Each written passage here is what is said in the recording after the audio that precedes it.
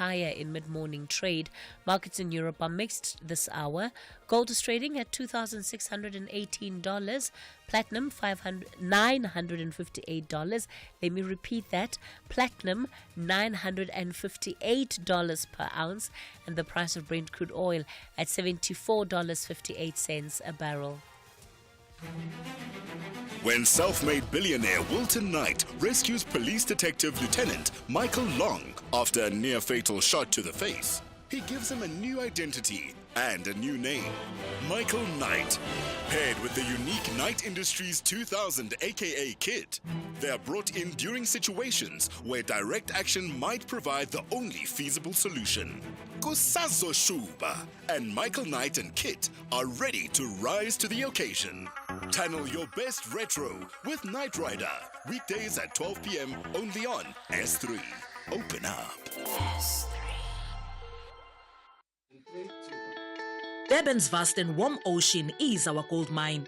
Join us as we dive into the blue economy extravaganza, unlocking new opportunities and fostering sustainable growth during Blue Economy Week from the 24th to the 28th of September 2024 along the beachfront. Experience a display of exciting maritime activities from a variety of aquatic sports, groundbreaking maritime discussions and career opportunities, innovation programs, spectacular fashion, and much more. Don't miss this incredible event. Durban's Blue Economy, shaping our future. Visit Durban and explore the endless wave of tranquility. For more information, log on to www.durban.gov.za or any @eThekwini platforms. The world's best football league makes its return to S3. Will Arsenal finally win their first title since 2004? Or will Man City continue their dominance of the league and win their 7th title under Pep Guardiola? Will the Dutchman in Erik ten Hag and Arne Slot have something to say as Man United and Liverpool step in to contest for the title? But it's not only about winning the title. For some of the 20 teams, it's a chance to improve on their performances from last season. While for others, it's the battle to avoid relegation and stay in the top flight. Every team has a point to prove. This is not just football. This is a masterpiece being played out every weekend. Channel your best sport with the English Premier League. Saturdays at 3 p.m. on S3. Open up. For 18 years, Kumbulekhaya has been fostering healing through forgiveness and reconciliation. Are you asking me that? Yes. I grew up without a mom. So what happened to your family? What family? You are my family. What happened to you? Witness as families forgive one another and reunite after a long time. Catch the new season of Kumbulekhaya on SABC1 every Wednesday at 9 p.m. Becoming Elizabeth is the fascinating story of the early life of England's most iconic queen.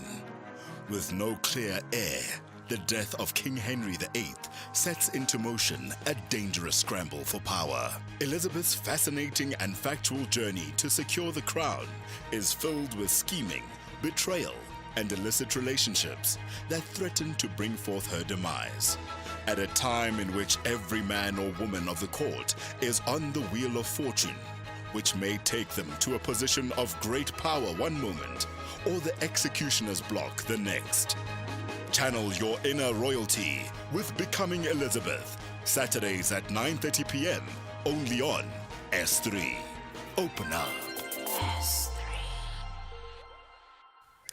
Feel like you're paying too much for car insurance? Be like 43-year-old Anissa, who pays only 1,289 Rand per month to insure her silver 2019 Toyota Hilux Raider E-Cab with Outsurance. Get a quote from Outsurance today. SMS out to 30754. That's out to 30754 now. Outsurance is a licensed insurer and FSP. T's and C's online. #SAFM Talking Point. We continue the conversation on the talking point this morning. We are uncovering the life and times of King Mzilikazi ka Mashobane with the author Ntebe Molope, who is in studio this morning, unpacking this work of history that he has, I think, so carefully crafted and put together. So we've already then touched on the roots between King Mzilikazi and King Shaka, and this fallout that happens between the two. And for me, it was post the fallout that we then see King Mzilikazi beginning to traverse the inside of not only South Africa, but also the rest of the region. That's really what pushes him into the rest of the Southern African region. Correct. Yes. Well, one of the things around history is that it is written, or people who write it decide what to write and what to live out. When people who are studying history, which is one of the things that I'd actually stayed away from, was they speak about Otto von Bismarck as one of the greatest leaders that was actually building Germany. But one thing that they omit is that Otto von Bismarck is one of the people who was responsible for Africa being broken down into pieces the way it is today. The 1884 and 1885 Berlin Conference, which was led by him, is the one that led to Francophone, Anglophone, Francophile, Anglophile, Lusophile Africa.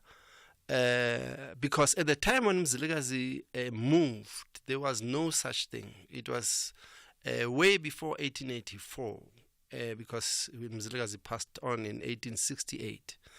In the 1820s, when he moved, he was basically moving into open land.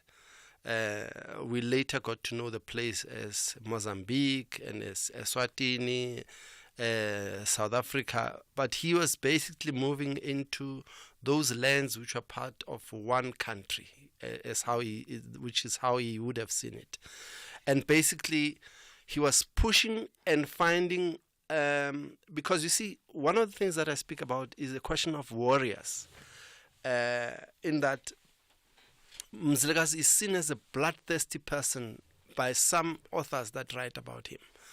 But one thing they forget is that what was making men great in those times was their ability to sustain themselves, to protect their people, and to be seen as able to fight for what they believed was theirs, rightfully. Because he pushed against slavery. The Portuguese were known to have been eating into the continent and taking people and enslaving them. You know, most of the people they took from Mozambique were actually taken to Brazil as slaves in the sugar canes. But when Mzilikazi was there, he actually blocked up all of those things. And when he moved during that whole traversing of the continent, he met up with the voortrekkers who had actually fallen out against the British in the Cape, and he fought them at the Vaal River, and he pushed against that. And that was one of the first battles that happened between Africans and Europeans, so to speak. And he pushed against that, and he made sure, because he had put up orders that nobody must go over that river without him knowing, and without him getting giving a signal that they may come through. And that, in essence, was very interesting, because the Boers actually had broken away from the Cape because the British were telling them that slavery had come to an end and they were not going to allow them to have slaves anymore. Now they were enslaving African people. And when they came to the Vaal, they found this African who's giving them instructions, and they couldn't take it. And it was not, Mzilikazi was not aware of all of that. All he saw was that these aggressive people who just want to come in, and he was going to block them. That journey continues from the Vaal right through up to the northern parts of South Africa, but also Southern Africa. I mean, we have to talk about the Ndebele people and their connection to Mzilikazi. And in that, I want to also talk about Matebele land, because well, when I thought of Matebele land, what I thought about were the massacres that took place in what was then Rhodesia, in the fight for independence. But understanding the history of this land and the people and how it has come together, and being able to track that origin to KwaZulu-Natal in South Africa in such a vivid way. It's just, I mean, it really helps you rethink and reframe how we see ourselves today. True. Interestingly enough, today there is a twinning of cities between Bulawayo and eThekwini. Those two cities are twinned primarily because of some of those histories. That the people who are settled in what is today Matebele land came out of Zululand, from Eshowe, which is where this place was. There is actually, when you go to Eshowe, there is a place which is still called KwaBulawayo. And when Mzilikazi's son came into power, became a king after Mzilikazi, he had a place which he named KoBulawayo. Now, which is very interesting. But the circumstances that, because wherever Mzilikazi was moving, he gave places names that were also resonate in his area of birth. There's a place near Hartebees, which is now called Zilkatsnek. Of course, Zilkat is Mzilikazi. But he had called it Ndinaneni, which is the same place that he came from in Zululand. And the people next to Zirast, there's a place that is called Moseja. And some people were actually arguing that actually this Moseja sounds like it's actually a corruption of a Zulu name, Msinga. And, when you look at all of those things in terms of how he moved and ultimately landing in Zimbabwe, it is very interesting because what you find there is that, in fact, Mzilikazi was a Khumalo, Umtungwa, was not Ndebele. This Ndebele name is a moniker, is a nickname, because they call them Ndebeles as after he conquered the Ndebeles. And he came because the Ndebeles were quite fierce fighters themselves. So when he was coming with all these troops, what people were seeing Ndebeles. And so they call them Ndebeles. Now, when you look at the praise singings of Mzilikazi, there's not one where he's actually referred to as Ndebele. He's been acknowledged as Mtungwa, as Mbulazo Mnyama, Upechwa Sengome, and so on and so on. So, which actually shows you, the interesting thing in terms of how people do and how naming come about. Just like Shaka. Shaka is not his real name. His name is Mulilwana. Because they knew that this name Shaka was actually an insult in terms of how his birth came about. Because they said Unandi had Ushaka, which is a buck.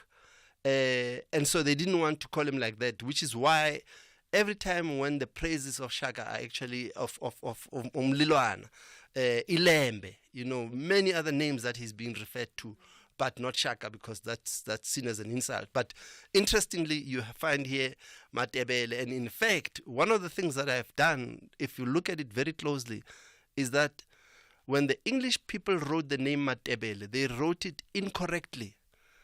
And I made it particular that I must write it correct in terms of how we talk of the way, because they were calling it Matabele.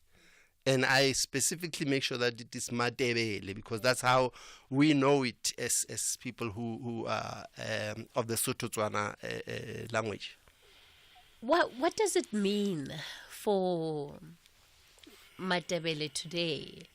What does it mean for the people? Because again, it takes us back to conversations around diversity and nationhood and nation building, which are things that we, of course, are grappling with today.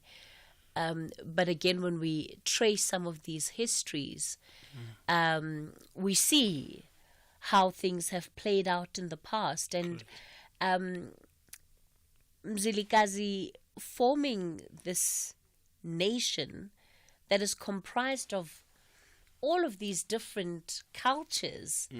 And I mean, can we say that it got to a point where they were all amalgamated under one?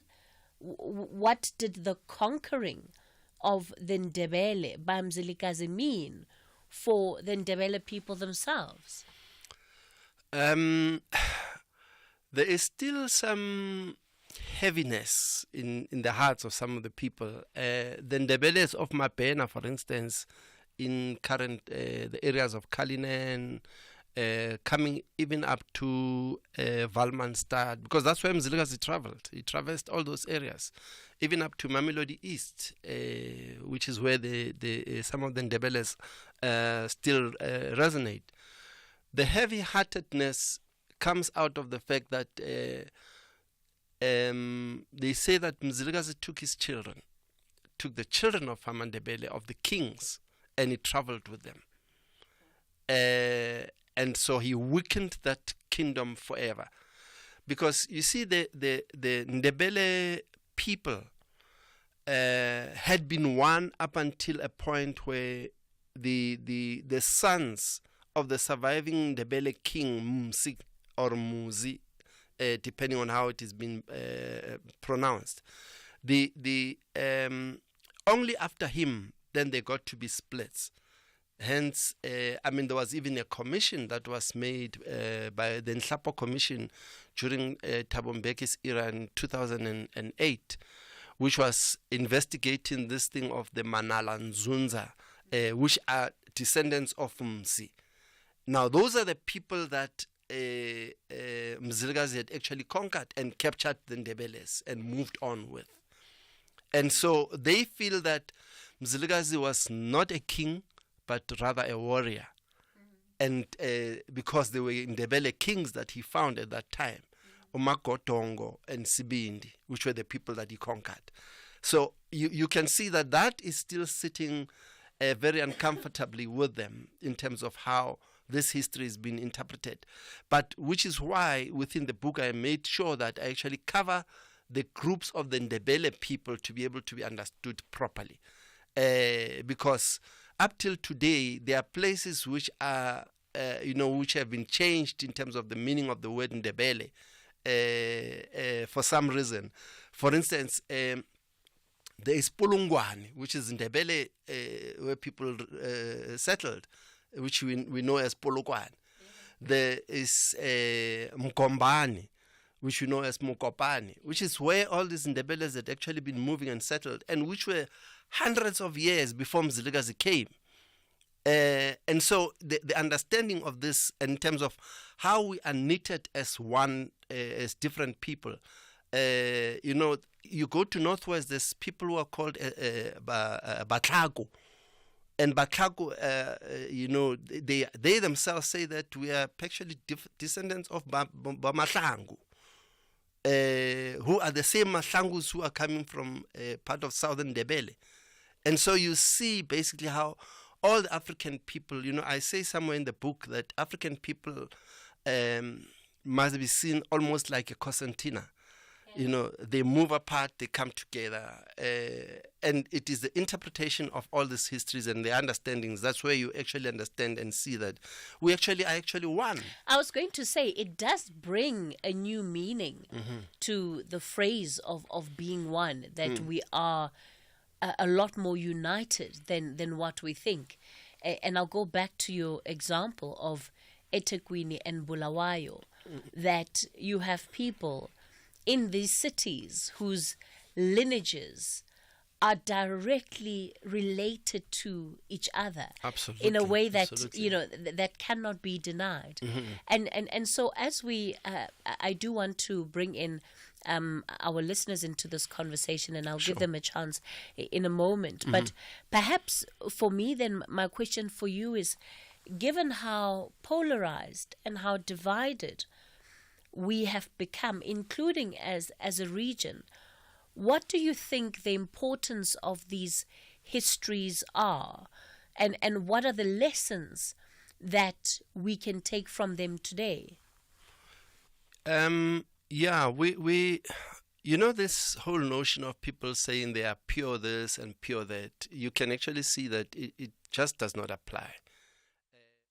You just have to dig deep, and then you really find that you are connected to a whole lot of people that you may even have seen to be distant. I quote Halala in the book, where he actually says that one of the things that Europeans made a mistake with is that when they were seeing people being so far placed geographically, and with those people having such distinctly different names and languages, then they think that those people are completely separate, but actually don't see how close they are. I mean, my mother, for example, comes out of is a Mokhaga wa Makubele from the Mpahleles. And those people had been influenced by the Ndebeles to a large extent. The Sepedi language has got a lot of Ndebele names in them, because the Ndebele used that root, and I'm talking of the Ndebeles of the 1400s. Sure. And then when Mzilikazi came in the 1800s, he used the same route where he found the area of Sekhukhune and dispersed the Bapedi there. It's the same people. Now I have got the same bloodline as those people. But today, I mean, if you are in Polokwane and you speak about Matebele, they're completely different people. You know, they're seen as isolated. It's a different culture altogether. We don't see ourselves as being that united. I think that is the problem of how our history has been desecrated. Because if you go to areas of Rapela and Rampela and so on, you'll find those people, they actually celebrate and acknowledge the linkage with Langalibalele. Oh, wow. Which is Dube. Absolute. But Langalibalele, the Dube was named after that Langalibalele. Yes. Langalibalele, the leader of the Hlubis. Sure.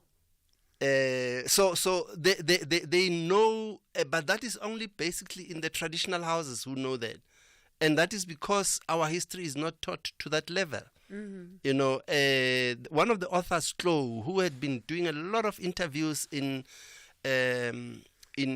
Radio Leboa for a lot of times, has actually got that history and talks about it, even about why the people of the Ndebele will actually be at in Wonderboom tomorrow, because they go there every year and celebrate the history of the Ndebeles, the same ones that I've been talking about now. Wow. All right. Let me bring in some of our listeners. Sure. Molefe, you're calling us from Silkascope. Good morning. Good morning, Cathy and your visitor there. Yes. I just want to find out. I'm staying in a village referred to as Silkascope, and legend has it that Mzilikazi passed here, and supposedly his head is buried at the hill. There's a small hill next to the village where it's believed that his head is there. And I was always puzzled to see that this place is referred to as Silkascope, whereas your visitor they mentioned Silkatsnek in Hartebees. And I was always wondering, how did this happen that now there's a cop here and there's a neck on the other side? And I'm wondering if he came across that name in his research and how it came about. Yes. Silkascope is a place called Pitsidi Suleyang. That gentleman stays there. It's not very far from where my hometown is in Moruleng. those places, Silkaskop and Silkas Neck, was basically the Boers making a commitment to get rid and to kill Mzilikazi because they wanted his kop. And also they had thought that it will break his neck in that area, hence they were called Zilka's neck. So yes, in Pitsidi Suleyang, which is a Setswana name, meaning how the horses perished, was one of the things that Mzilikazi did, in that he actually had poisoned the horses of the Boers when they were trying to follow him. And from Pitsidi Suleyang is not very far from Botswana, so that is the route that he traveled from there going into Botswana. He went over Madikwe River and ended up in Botswana. Molefe? Yes, that's so true, because like he mentioned in that village, Sulayang, I'm physically in Sesobe, which is a neighboring village. There's a whole history about Sesobe there, and they believe that the name came about with the poisoning of the river, and the Boers' horses died because of drinking the poisoned water. Wow. Thank you very much. So now you know it's not just a myth. Hey, it's not just old wives' tales. Jay, you're in Somerset West. Good morning. All right, we've lost Jay on the line. It says for your son, Parktown. Good morning. I'm going to ask you to keep it short for me, please. Yeah, it's an injustice actually for me. But I'll try to summarize. As I was doing history studies at Oxford, I had an opportunity to visit the House of Commons. Mzilikazi never went to Mozambique because Peter Chief was pursuing him. So he took the direction to Limpopo. When he arrived, he was about to approach Polokwane. Then the vendors and the pages actually confronted Peter. So he took the direction to Botswana. In Botswana, that's where they named him Mzilikazi. And that is where the word Matabele come out, because they say Kimatobela, because he was wreaking havoc, abducting people. Let's be serious. He was very notorious. And he was abducting women and men and their keckles. So the Botswana comforted themselves and said, Kimatobela, it will come to pass. So that's where the word Matabele comes from. In Zimbabwe, you found the Barotsu, whom you find in the Western Zambia now, the Lewanikas. Hence Mandela named Uncle Makato, my uncle, Lewanika, because Mzilikazi wreaked havoc there. He did not find a bare land, found people there, the Barotsu, the Makalanga, and all those people that he found there. He was not even playing, because along the way, Amandebele and Bategi and whatever, he was taking women, taking keckles, and wreaking so much havoc. And you can actually go to the book of Utatu, my professor, Moses Sigunene. Sorry, I'm getting emotional. And Tata Drake Coker. They actually narrated that very well. In the House of Commons, it's written in Sweden, he never reached Mozambique. Okay. Voice, let me give the author an opportunity to respond.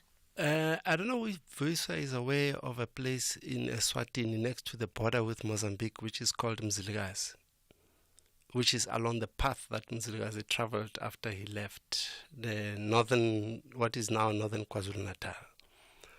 That is the one part. And basically the wife that he married of the Shabalalas actually came from that area of Eswatini.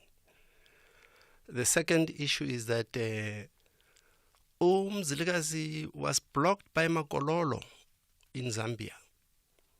So he couldn't go into that area.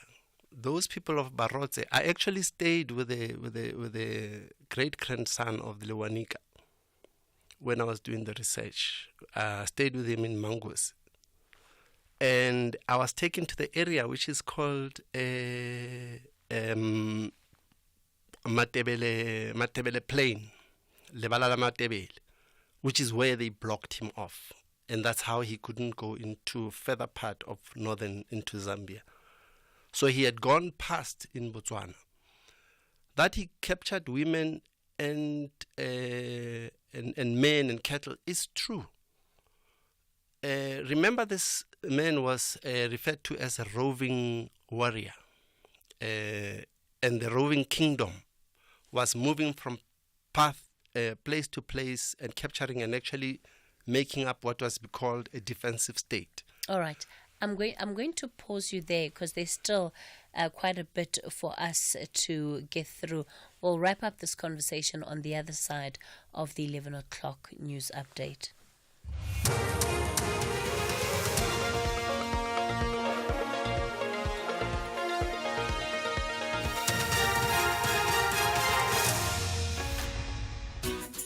Hey.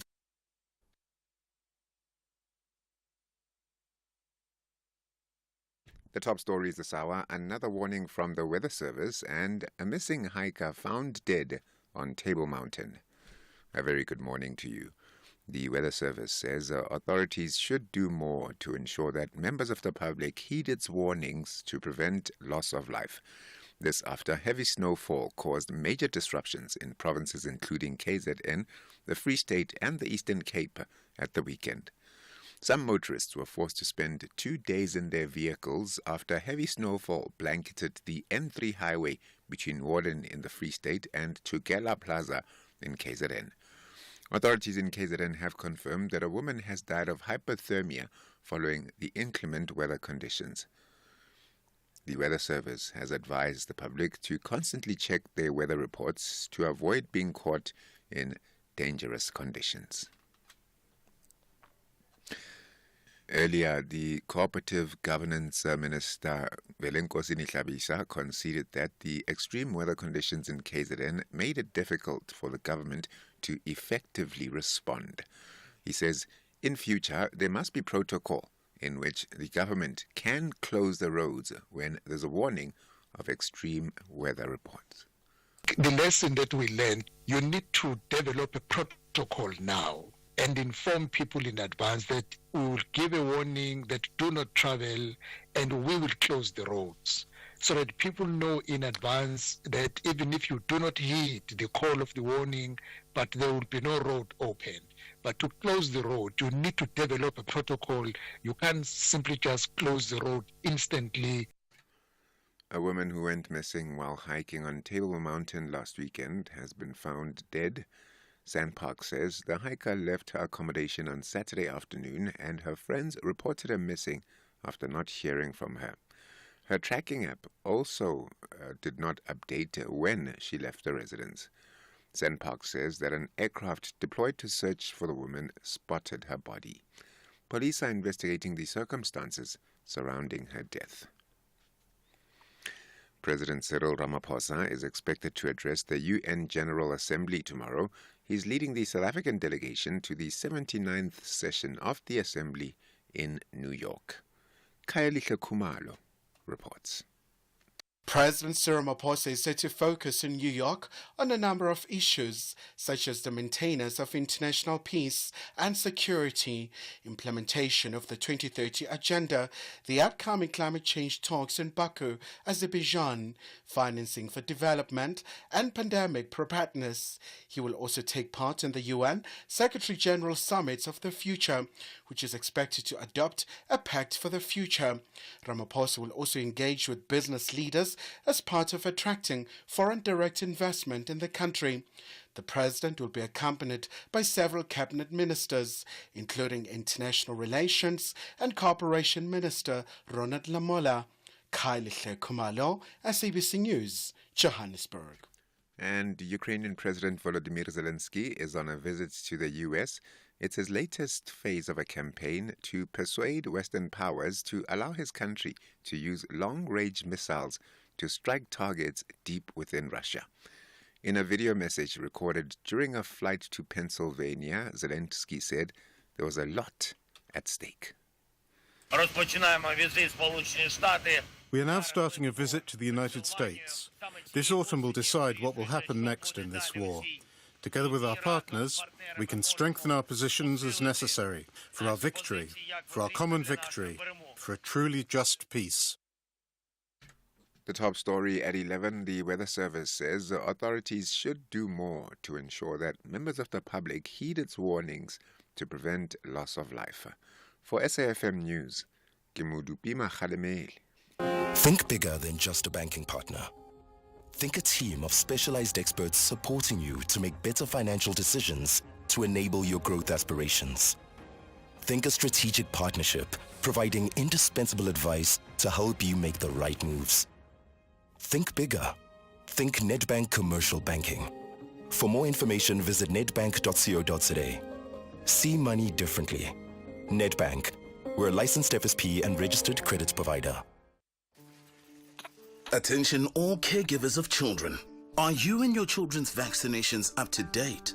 Vaccinations can prevent serious diseases and prevent hospital stays. Protect your little ones by getting them vaccinated. Don't wait until it's too late. Talk to your healthcare provider today about getting your child vaccinated against serious childhood diseases. Because health matters. This message is brought to you by Sanofi and the National Department of Health.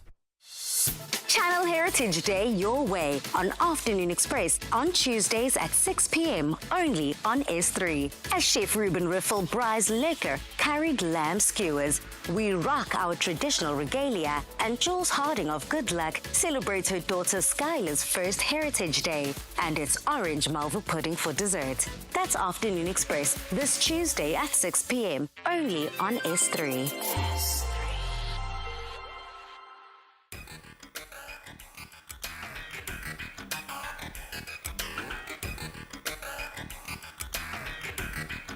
The Talking Point with Cathy Mohlahlana. Weekdays, 9 a.m. till midday.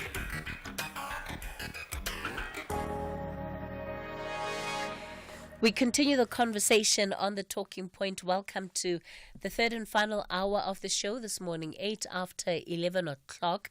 We are going to steal a couple of minutes just within this hour to wrap up our conversation with author Nthibe Molope, who has written King Mzilikazi Kamashobane, and it's a book unpacking the history, the legacy of King Mzilikazi, and why he believes that this is a formidable figure of our history, but in many ways helps us to trace the lineages of those that have come out of what is today South Africa and migrated to other parts of the SADC region.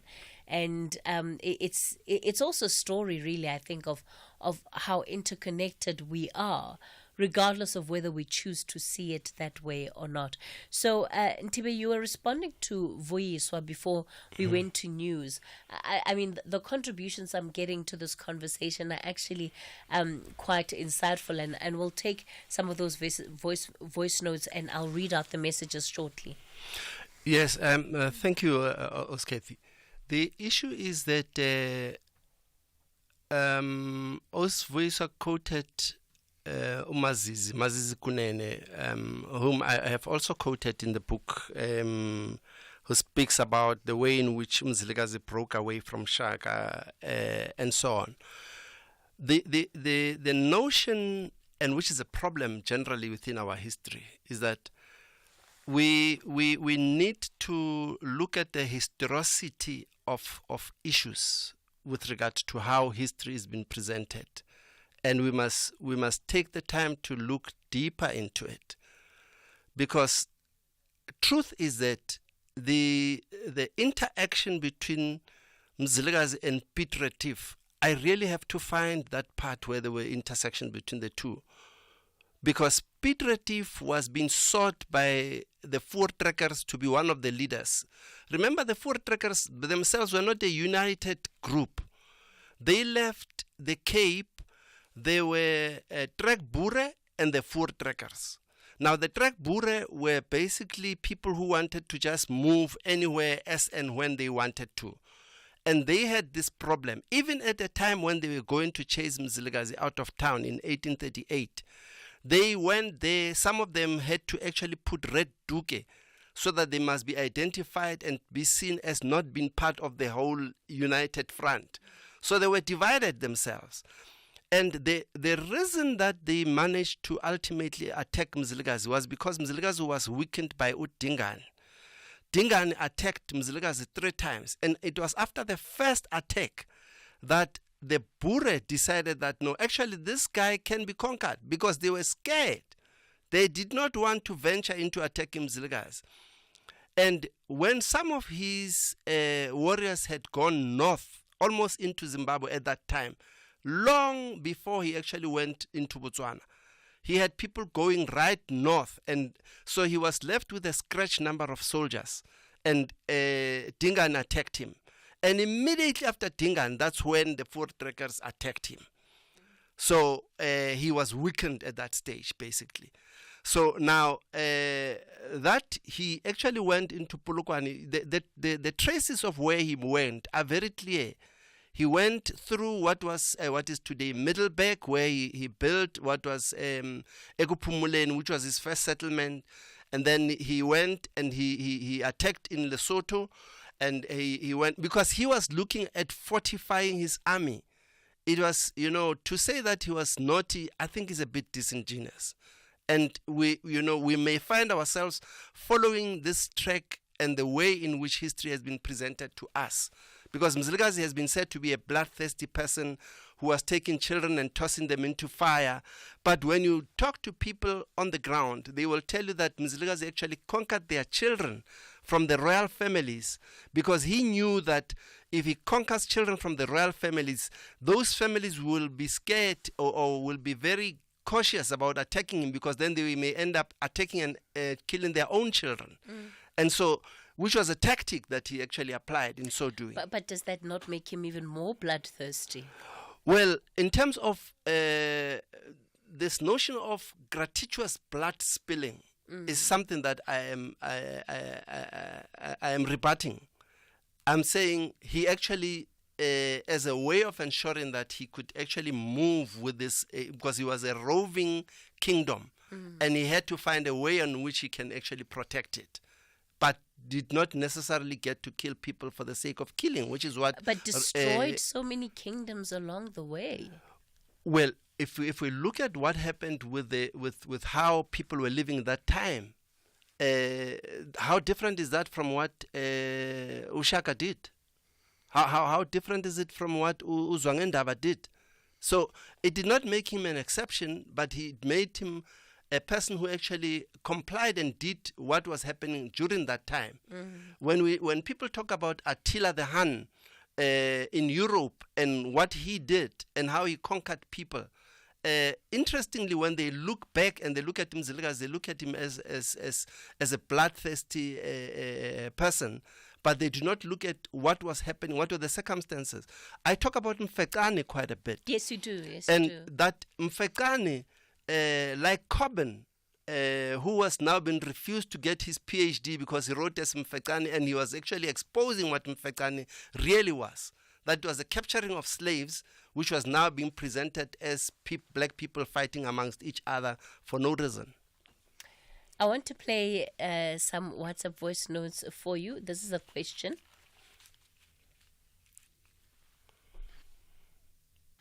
Morning, Cathy. Can our guest please confirm to me as to whether is it true that when Mzilikazi left KwaZulu-Natal, going to establish a Matabele land in Zimbabwe, along the way, there are people who ran away from him, the Shangans and the Sothos, who are today called Mapulana around Bushbuck Ridge, whereby his son, Mswati, followed them back. He chased them until Mohuluhulu. Is that true? Is that true? The notion of Shangan, again, that's another nickname. The person was Manukosi Kazukote Kakaza, who was actually a general under Zwangendaba. So Zwangendaba was actually, he fled away from Umlilwana, Ushaka. And that is where they actually started splitting. So Zwangendaba at one stage tried to make peace with Umzilikazi, but again, it came to the notion of two cattle in the same kraal. They just couldn't make it together. So he went off and he started to go to some place next to Sabi, and ultimately went through to Mozambique. And Zwangendaba ultimately got to settle in or died in Tanzania in a place called Maputo. So it's not true that is how it is, again a distortion a bit of the history. Okay, this is one of those conversations where I think you need to also put together, I don't know, a podcast series, you know, that really unravels what this history is about. And yes, history will always be contested and contended with. Absolutely. But I think that in as far as doing your own work in sort of giving credibility to the narrative that you have written about in the story, you have certainly done that outstandingly. There's a children's book coming up. Tell us about that briefly, please, Absolutely. as we wrap up this conversation. Thank you very much, Cathy. In a way of ensuring that we can also have our children starting to read, because one of the things that I believe that children do not read is that they don't find something that they can actually easily identify with and which is interesting. So on the 11th of October, we are doing a book launch at the State Theatre. And during that launch, we'll be also unveiling the children's book, The Adventures of Umzilikazi. Thank you so much for coming into studio, sharing that story. The title of the book, King Mzilikazi Kamashobane, and it's available at all reputable bookstores. Absolutely. That's where we leave it for today with that conversation. Coming up next, 100 Days GNU. Where are we? Prof. Gumede will join us for that conversation.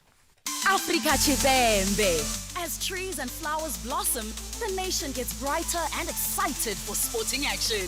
Tune in to SABC Sport on DTT Channel 4 and SABC radio stations.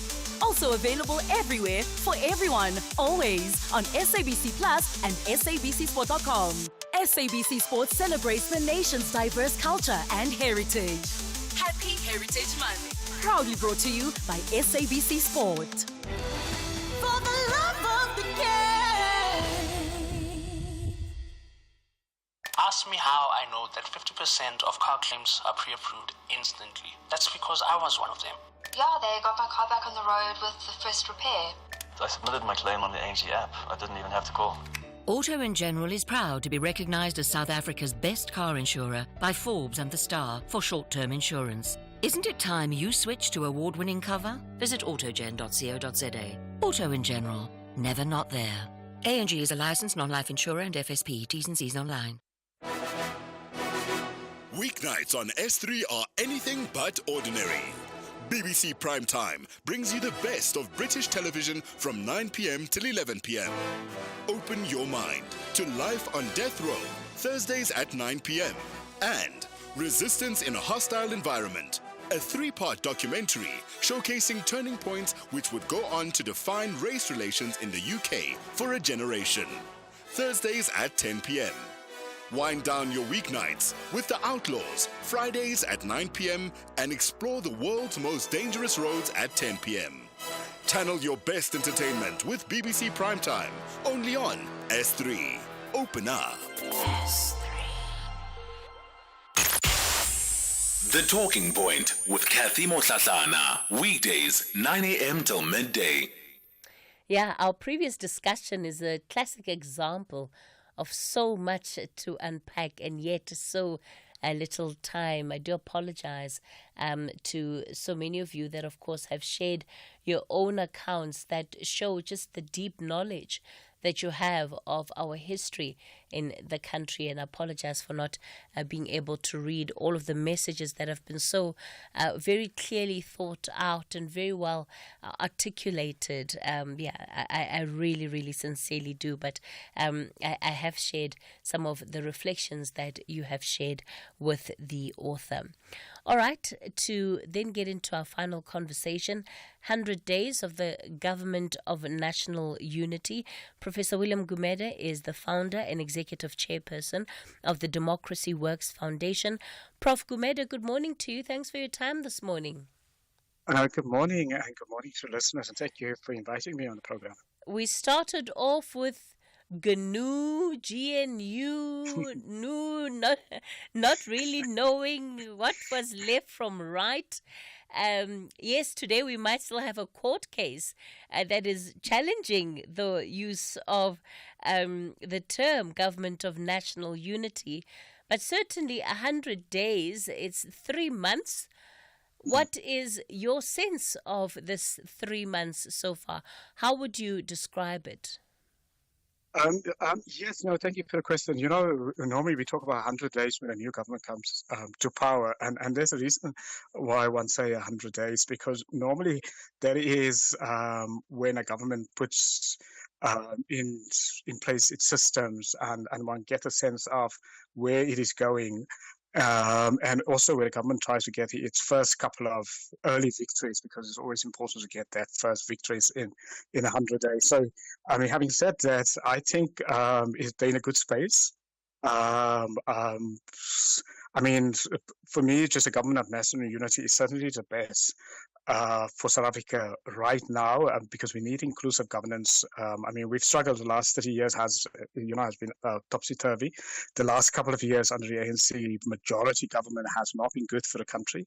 And I think what the country needed was, new energy, new ideas, new people, and also some hope and some excitement. So I think the GNU has brought excitement. It has also brought more accountability, because the problem has been with the ANC in the past as majority party.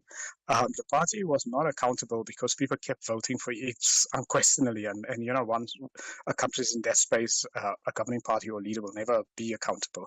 So I think 100 days, I think it's a good 100 days for the GNU.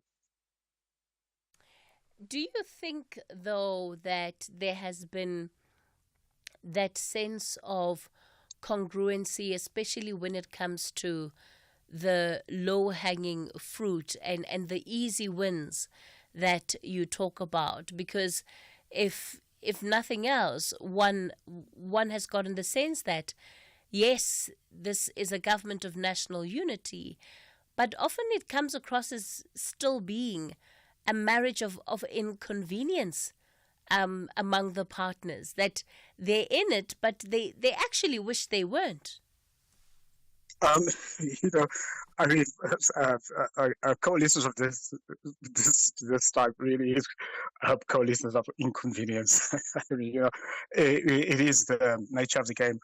I think there's been some, low-hanging fruit victories. I think, I do think we have seen, for example, in the police side, we have seen a couple of aggressive prosecution arrests and so on from the police side, which, law and order is a very important thing. We're not going to get growth, we're not going to get jobs, we're not going to get businesses to function unless we get law and order right. So that is very, very important. We've seen some holding some people accountable, which we haven't seen some elected officials accountable, or we've seen some cases moving. We've also seen, I think, government responding quicker. In the past, government would take a very long time. If someone complains, it would take a very long time. If they even respond to ordinary citizens. Now, that has gone a little bit faster. But we've also seen, because it is a coalition of inconvenience, we've seen non-ANC partners have actually lifted the game of governments, because the challenge for non-ANC partners is that they have to perform to show their constituencies that it is worthwhile to be in this coalition, and they have to do it as quickly as possible. And so we've seen a couple of ministers, there are non-ANC ministers, have really stepped up, and they've made a difference, to the point where the ANC even had said a couple of weeks ago that they seem to be out. Their ANC cabinet seems to be outperformed by non-ANC members. When you talk about an improvement, especially in some services, give me examples. Which ministries do you think there has been an improvement in? I mean, the obvious one, I would say, Patriotic Alliance, Cathy Mohlahlana. I mean, I think he has brought some energy into his portfolio. We've seen in Home Affairs, things are moving in Home Affairs. I mean, we've seen, for example, a COPTA moving, quicker responses to disasters. In the past, responses have been very, very long from government. But what we've also seen, just from the economy side, I mean, if you look at it, the last 2 months, we've seen more money coming into South Africa than the whole year of 2023. And when we say, I mean, as a country, we desperately needs external money and external investment to create the jobs. I mean, that's how jobs are created, by individuals, by businesses, by people bringing in their money into the country, by locals having the confidence to invest and setting up companies. I mean, that is absolutely significant. So I think we will see, obviously 100 days is too early to see things, for example, changes in jobs levels, but I think we will pretty soon, I suspect. I mean, if the GNU continues on this, this trajectory, we will start to see improvements there also on the job front. This idea again, Prof, of improved services, does it not come down to the positioning that some of these ministers have had? Yes, Home Affairs, I know they've been able to clear part of the visa backlog, the applications backlog that was there, but there's still lots of outstanding matters where that is concerned. Gayton McKenzie, yes, he is somebody who is growing himself an incredible following in the country. You see it on social media, endearing himself to the South African public. But at the same time, those who are dealing with his department actually feel that he doesn't have an understanding of what he needs to do. He is focusing largely on the sporting aspect of his portfolio and forgetting the arts and the culture as aspect of it. So what I'm coming to is that there's, of course, a very peculiar positioning that some of these ministers have gone for in the public space, and that is helping build their profile. But media coverage doesn't equal work, and it doesn't equal efficiency either. Absolutely. I mean, that's absolutely true. I mean, and just before I get to that, I just have to say, from a parliament point of view, I mean, we've seen, I think, the impact of the GNU already at 2 levels in Parliament.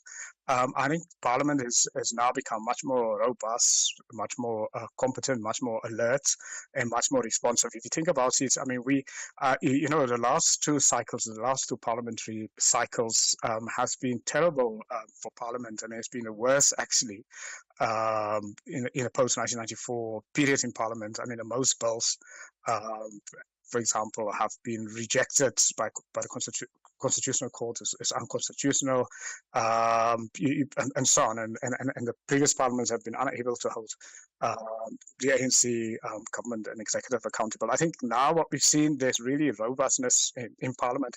And it's also not just the GNU partners in Parliament, but it's the non-GNU partners, your MK and the EFF as opposition parties to the GNU. They seem to be much more proactive and engaged at this time, particularly MK, for whatever one may say of MK and whether they can be sustainable in the long term.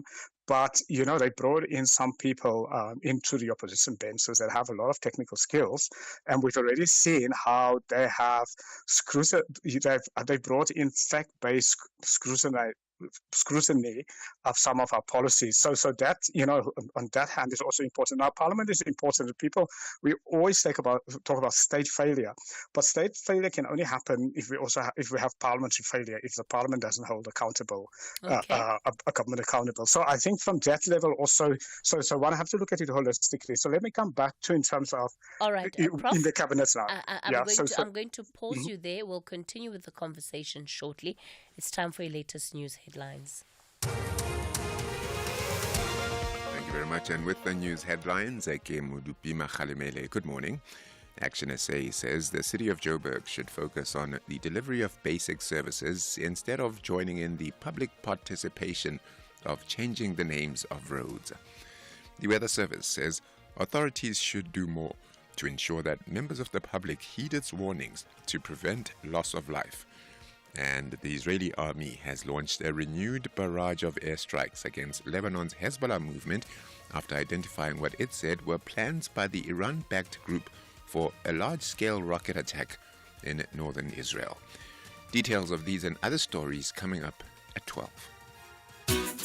Hey, want to check your TV license balance conveniently? Look no further. Our SMS service allows you to do just that. By sending a message containing your ID or TV license number to 44210, you can quickly access your balance without needing multiple inquiries or waiting on hold. Plus, standard SMS rates apply. Take advantage of this efficient method to stay informed and streamline your payment process today. T's and C's apply. Mzansi, what has become of our country? Gender-based violence is eating our moral fabric, and we can no longer afford to turn a blind eye. This violence affects us all, occurring in various forms including femicide, which is the intentional killing of a woman because of a gender. It takes place anywhere, anytime, even in our own safe spaces at home. Working together with social partners through the National Strategic Plan on GBVF, the government aims to create a GBVF-free South Africa. As we acknowledge the gains from our 30 years of freedom and democracy, let us also work together to break the cycle of GBVF on our home ground. Call the 24-hour GBVF Command Center number on 0800 428 428 or text *120 7867#. A message from the GCIS. The Blues want to ensure they control the 90 minutes in their own backyard to grab maximum points. Oh, somehow he's got there, and he's poked it in! Super sub, Christopher Nkunku. Meanwhile, the Seagulls want to be remembered for causing an upset at Stamford Bridge. Oh, he digs it across, should be the match-winning moment, Pedro! Brighton have won it out in time! This is the Premier League. Catch the spectacular encounter between Chelsea FC and Brighton and Hove Albion FC on Saturday, 28 September at 3:30 p.m. live on SABC3. Also available at your fingertips on SABC Plus and SABCSport.com. Proudly brought to you by SABC Sport. For the love of the game.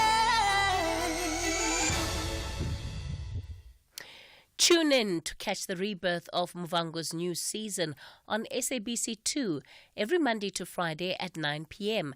and experience the drama and excitement with new intriguing characters and, of course, your usual faves, Azwidini, Rendani, Teboho, and yes, of course, Khosi.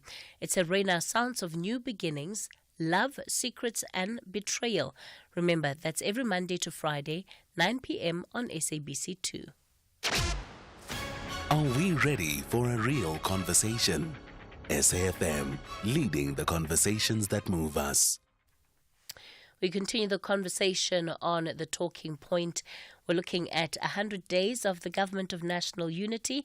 Professor William Gumede is our guest for this hour, founder and executive chairperson of the Democracy Works Foundation. So, Prof, before we went to the headlines, you were still responding to my question around smart PR not equaling efficiency or even improvement in terms of outcomes.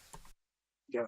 When you govern, you also need at the same time show people on a regular basis what you're doing. And that is part of governance.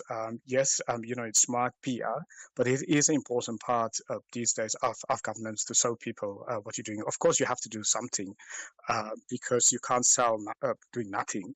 And so on. So that is important. So and I think in the past the ANC has struggled at that level, but it has struggled because not much had happened under the previous ANC government. So you have to sell something. And so that's the first thing. The second thing is in terms of, the challenge for the non-ANC partners in the GNU is they really have to show the public that they are different to the ANC cabinet ministers and that they are performing. So, which means they have to do the work, but also while doing the work, showing that they are doing the work to the public. They can't disappear there. And that is the challenge. And that's going to also obviously the challenge for President Cyril Ramaphosa as he managed the executive, because he can't tell the non-ANC partners, what to do and what not to do, because that really is the balance between delivering, then showing that you deliver if you're a non-ANC partner in the GNU, and then also being cooperative, as part of the collective at the same time. You talk about how these partners then will be under pressure to show that they're different to the ANC. The DA has faced incredible controversy just on that issue alone, as a party that has always advocated for meritocracy, professionalized public service, and what has been happening with its own leaders in government, in particular John Steenhuisen, and his choice of appointments, that has, I think, created a lot of questions around the Democratic Alliance and the extent to which they actually are putting their money where their mouths are, in as far as wanting to bring in people that are qualified, regardless of whether those people are sitting in the office of a minister or occupying any other type of portfolio within government. So the challenge now of the non-ANC partners coming into into the executive is that the public service is a problem. So you could have a perfect government, perfect executive, perfect cabinet, but our public service is very, very ineffective and largely incompetent, and the culture it doesn't have a performance culture. So no, what do you do? And I know, I was part of President Ramaphosa's professionalization task team, and we looked 18 months ago in how to professionalize the public service, and we had to look at a culture of the public service. It's really not a performance culture. So now the challenge then is, what do you do as you come in for non-ANC partners? The difficulty is in when they struck the deal, the non-ANC partners, what they should have done as part of the deal, the GNU deal, they should have insisted on appointing their own senior people. When I say senior people, it's sort of the senior management in the public service, from Director General down to directors, and so on, from a delivery point of view. Because if you could be and a minister, and then you have a public service that's under you that is unresponsive. Now, let me come to the specifics. So for non-ANC partners to perform quickly, they absolutely will have to make certain that when they make the appointments, which is in their control, so like a chief of staff or those sort of positions are in your control if you're a minister. So they must absolutely make certain that, they get the top people in those positions, but not just the top people.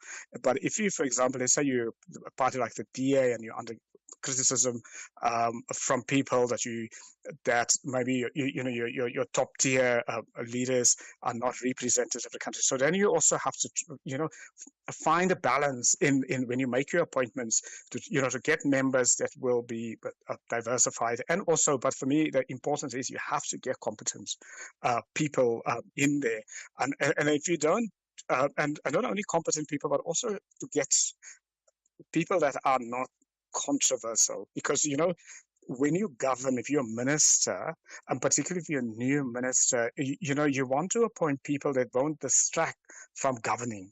So if a person is perceived to be too controversial that you appoint, and there is so much noise around that, that will distract from your governance, from governing and from being effective. So that's an absolutely important thing, not only for the DA, but also for all of the non-ANC partners, and also for the ANC to understand.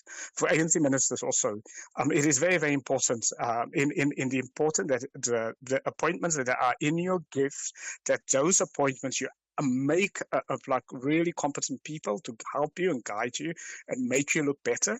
But secondly, try not to get controversial people or people that are perceived to be controversial that can distract the department or can distract you as a minister from governing effectively. We are also, of course, seeing what in some ways is uncharted waters. Just 2 weeks ago, if I'm not mistaken, we had the signing of the Bella Bill, and an important piece of legislation for the Department of Basic Education. And you have, not in attendance at that particular signing ceremony, the Minister of Basic Education, whose party, of course, is highly opposed to some of the clauses in the Bella Bill. And one wonders, are we going to see more of this under the government of national unity? And what does that say about the positions that these individuals... Because when one takes an oath to become a minister, that's an oath to the Republic. That's a service and a duty to the Republic. It goes far beyond just whatever one's political affiliations might be. Yes. Now, so the thing is because the government of national unity with parties with different views. So the Bella Bill is an ANC bill. Now, what the ANC should have done is, because of the nature of these things, they were bills that were prepared before the government of national unity. Right? I mean, that's, and which was not adopted at that time, and and it's now being adopted.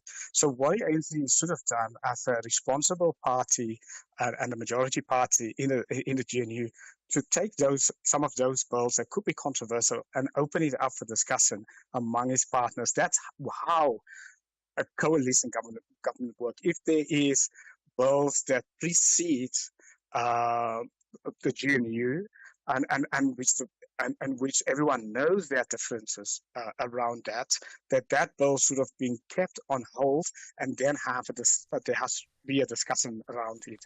So in a GNU, in a coalition. Prof, sorry to come in here. I don't think that's realistic. Because these parties, and the Secretary General of the ANC has reiterated this quite a number of times, that their expectation is not that suddenly all of these parties are going to be singing from the same hymn book. In fact, the ANC would even argue that part of the reason why it pushed some of these bills through is because members of other parties were against it, and they were very much alive to the reality that they could likely come back without a 2/3 majority. So to come back and say, well, they needed to open it up, why would they do that? It doesn't serve their constituency. It's not in their interest to do that.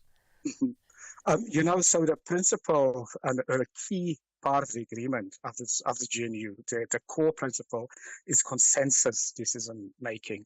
I mean, I had advised the non-ANC partners to say that is a very important principle that they should adopt above everything else. Now, what does it mean in a government of national unity or any coalition when you adopt consensus decision making? When you adopt that, it's different from majority decision making. So in the past, the ANC had majority decision making, and in many of our local government coalitions, particularly the ones that fail, there is majority decision making. So majority decision making, the party with the biggest majority, if there's a difference between a group, they will get their position out through. But this is consensus-based decision making, and that is what they signed in that GNU deal. And that means that these tricky bills, and there's many other policies that will still come up that that are clear difference, that they have to open it up for consensus decision.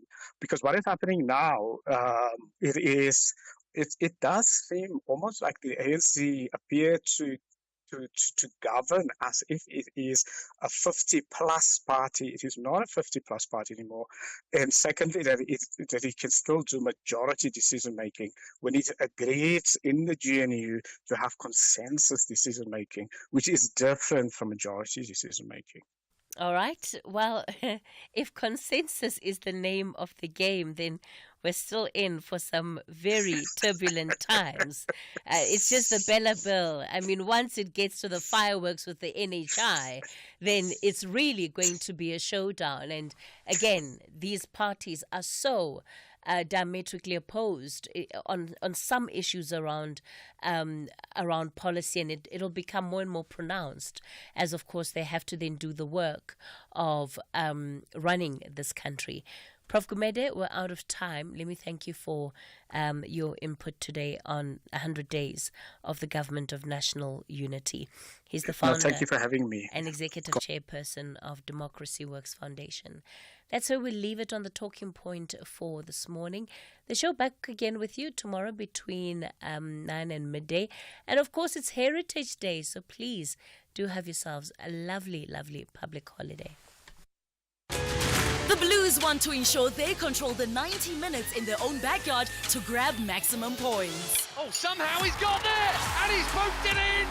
Super sub, Christopher Nkunku. Meanwhile, the Seagulls want to be remembered for causing an upset at Stamford Bridge. Oh, he digs it across, should be the match-winning moment. Pedro! Brighton have won it out in time. This is the Premier League. Catch the spectacular encounter between Chelsea FC and Brighton and Hove Albion FC on Saturday, 28 September at 3:30 p.m. live on SABC3. Also available at your fingertips on SABC Plus and SABCSport.com. Proudly brought to you by SABC Sport. For the love of the game.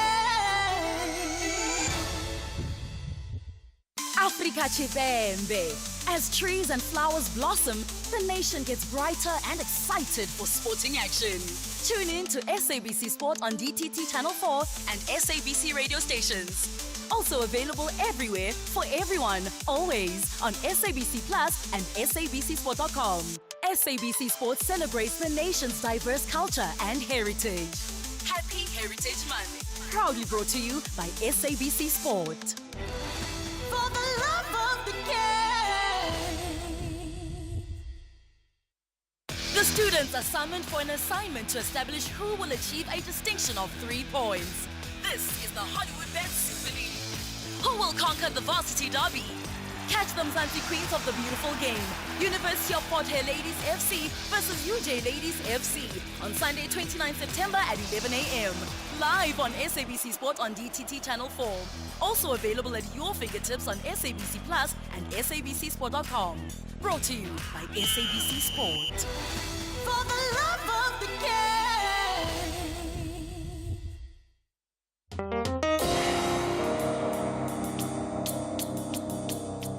The book reading. Please note that the views expressed in this book are not that of the station. Listeners' discretion is advised. SAFM presents another episode of A Life of Purpose, written by Luvuyo Wochela and Lumkile Wiseman Kuhlu. The reader is Lerato Velase.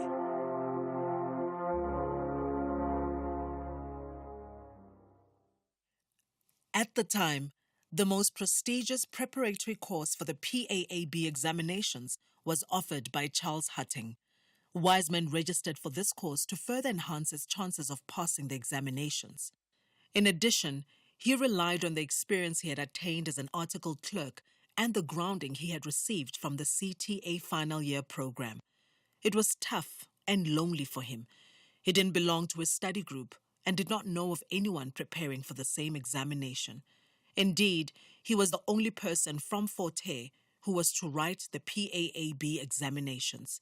Occasionally, he consulted by phone with his former UCT lecturers, but the honors of the preparations was on him. Yet he felt quite confident. He had been preparing for this for a long time.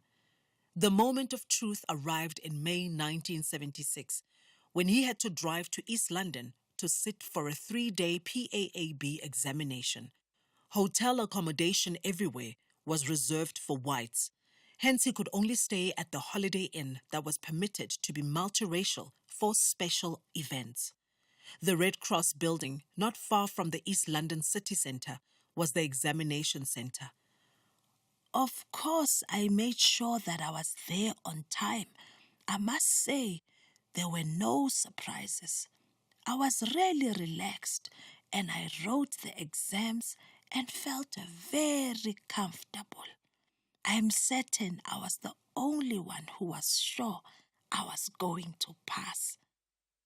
I don't believe that any of the people who were supporting me believed that. No, because this was something that had not happened before. The time spent waiting for the results of the examination, about 4 months, passed slowly. At Fort Hare, as elsewhere, there were the immediate repercussions of the 16 June Soweto student uprising. Fort Hare students had embarked on their own action in solidarity with what was happening in the rest of the country, but it was carelessly repressed by the university authorities and the police. The repression resulted in numerous expulsions, and the university went on an extended closure and only reopened at the beginning of October. Early in September 1976, whilst the university was still closed, the news arrived that Wiseman had passed his PAAB examination. Officially, he had become the first African chartered accountant in South Africa, a momentous achievement. Euphoria ensued. This was a historic accomplishment. Even those who knew him, including his Fort Hare colleagues, had been apprehensive, conscious of all the unsuccessful attempts. When the news came, they were very excited. His family members were overjoyed when the significance of the achievement was revealed to them. His cousin, Thembekile, brought his entire family to celebrate the occasion. Wiseman's feat became an inspirational source for Thembekile's 3 sons, who would themselves eventually become graduates. Not unexpectedly, there was immediate exceptional interest from the black fraternity, and Leslie Klinwa of the Daily Dispatch came to interview Wiseman for the Indaba news section of that newspaper. When the news was released, enormous interest focused on the tremendous accomplishments of this man originally from the rural hinterland of the Transkei. Although Wiseman felt unusually touched by the achievement, especially his breaking of the barrier, he had always had an inner confidence that he would succeed. Even Hazel, so well acquainted with her husband's writing and passing numerous examinations, did not immediately grasp its significance. When he phoned, so excited and mentioning, "I've made it, I passed," I thought to myself, what is new? The man has been studying and passing ever since I have known him. So I asked him, "What did you expect?" He said, "I expected to pass, but this is different." He had promised to come and share the news the next day. The next thing in the morning at work, people were bringing newspapers. There was even an Afrikaans paper that covered the story. I decided there and then to read more so that I could fully grasp what this man had achieved. So for Wiseman, the unconquered frontier was now finally conquered. As the euphoria circulated and finally abated, the impact of his achievement would begin to reflect in a number of ways. Consequently, a number of talented young men and women were inspired and would come from many backgrounds and even from other disciplines to study for the BCom. A new era had dawned as the accounting profession would gradually get recognition from the African community. Accounting and leadership in the troubled Transkeian territory, 1977 to 1990. For Wiseman, becoming the first African chartered accountant in the country felt like the real start of his life and the true beginning of his profession. He was also convinced there was yet more hard work required for his accomplishment to inspire fellow Africans. Amid the turmoil surrounding the 1976 student uprising, its callous repression, and the resultant exile of many, Wiseman felt he had a contribution to make to the empowerment of the oppressed majority and that education could make a difference. I believed I was part of the struggle for the liberation of black South Africans, which had to be fought not only in the war trenches, but from numerous fronts.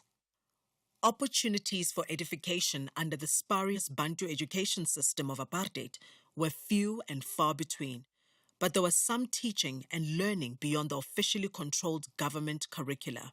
There were numerous committed individuals and groups who were prepared to nurture the young and expose them to lives and vocations beyond the restrictions brought on by apartheid.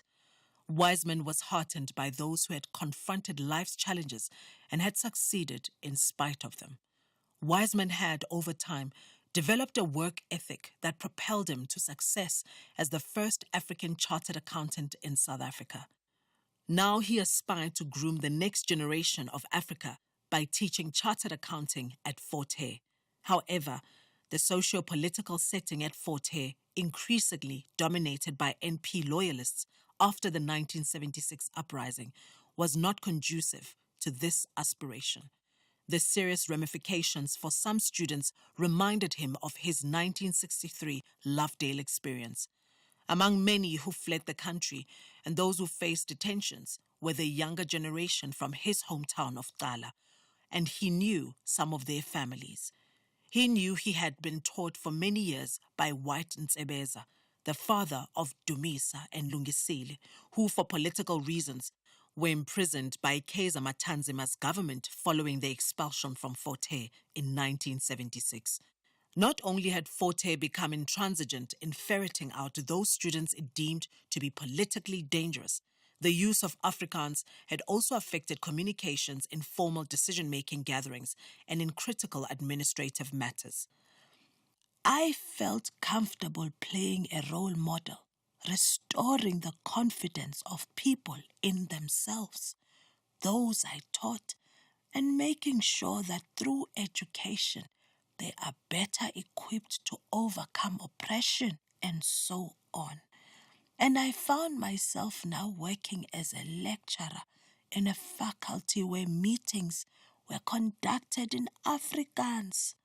There were only two of us who couldn't converse in this language, me and Theo Jordan. Students outside and other progressive staff members were looking to us to be the voice of reason on those forums, and we were not able to play that role. That situation was influential in Wiseman's choice to leave Alice at the end of 1976 and join several colleagues who pioneered a Fort Hare branch that eventually became the University of Transkei, UNITRA, in Umtata and other outlying towns. The move heralded a defining period of nearly 14 years, during which he would be instrumental not only in the advancement and transformation of the accounting profession nationwide, but also the expansion of higher education in the Transkei. This chapter outlines the part he played during that time. It starts with his return to Umtata, where he started as a university lecturer at the beginning of 1977 and ends in 1990, by which time he had become the Vice-Chancellor of UNITRA and a key contributor to dialogues regarding poverty redress and developmental challenges confronting a changing South Africa.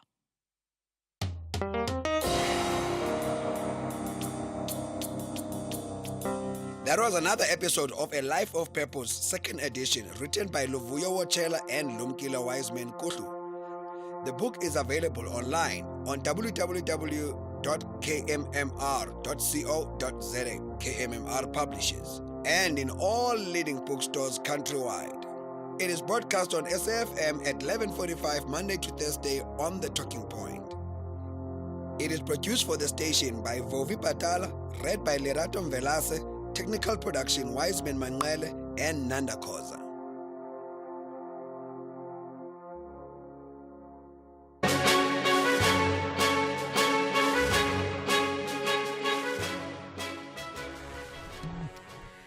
12 o'clock, Monday, the 23rd of September 2024. A very warm welcome to Update at Noon here at SAFM, leading the conversation.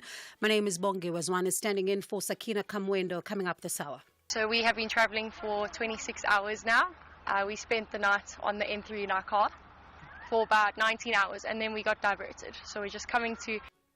Are people aware of the dangers associated with extreme weather? You want to stay tuned as we unpack this for you. And I will not be deterred. I will continue to fight that those who are corrupt are locked away.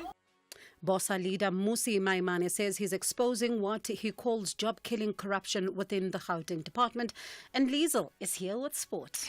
Thanks, Bongi. In your sport headlines, the Springboks will resume their full training program today as they prepare for the championship decider against Argentina on Saturday. Arsenal's Mikel Arteta says he's proud of his players' grit and determination in their draw against Manchester City yesterday. And the South African Stingers finish in 5th place at the Live Golf Team Championship in Dallas, Texas. I'll be back at 12:30 with more. The Springboks better make us proud. Now share your views with us on 41391. SMS are charged at 150. Call us on 086 0002032. Send your voice notes to 0826923909. Post your comments as well on X or Facebook at SABC News_radio. Reach us using the hashtag Update at Noon.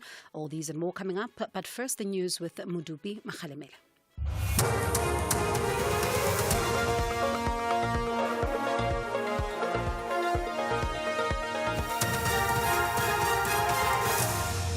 Thank you very much, Mezwani. The top stories this hour: Action SA reacts to possible renaming of Santon Drive, and South Africans urged to take heed of the weather warnings. A very good afternoon. Action SA says the city of Joburg should focus on the delivery of basic services instead of joining the public participation of changing the names of roads. This comes after the city invited residents to share their thoughts on the proposed renaming of Santon Drive to Leila Khaled Drive. Khaled is a former Palestinian militant and the first woman to hijack a plane. The party argues that Santon Drive is a neutral name. Action SA's Funzi Ngobeni says Khaled didn't even contribute to the country's history. We do appreciate that from time to time we have to obviously change our names of public landmarks so that we can be able to reinforce our heritage and to ensure that we honor those that have played a significant role in our history in South Africa. But this particular one, maybe it's really a misguided one. The Weather Service says authorities should do more to ensure that members of the public heed its warnings to prevent loss of life. This after heavy snowfall caused major disruptions in provinces including the KZN, the Free State and the Eastern Cape at the weekend. Some motorists were forced to spend 2 days in their vehicles after heavy snowfall blanketed the N3 highway between Warden in the Free State and Tugela Plaza in KZN. Authorities in KZN have confirmed that a woman has died of hypothermia following the inclement weather conditions. The Weather Service has advised the public to constantly check their weather reports to avoid being caught in dangerous conditions. Police are probing the death of a hiker whose body was found on the slopes of Table Mountain after she went missing over the weekend. Sandpark spokesperson J.P. Lowe says an extensive search was launched to find the hiker. The Table Mountain National Park Operations Room was notified by Metro Emergency that a missing hiker was reported on Table Mountain. The hiker left accommodation around 12 p.m. to go up the mountain. Her friends have not heard from her since she left, and the tracking app never updated since she left her residence. An initial search was conducted by Sandparks Rangers, and search and rescue members and trail runners until late evening when it was no longer practical to continue. President Cyril Ramaphosa is expected to address the UN General Assembly tomorrow. He's leading the South African delegation to the 79th session of the Assembly in New York. Kaelihle Khumalo has more.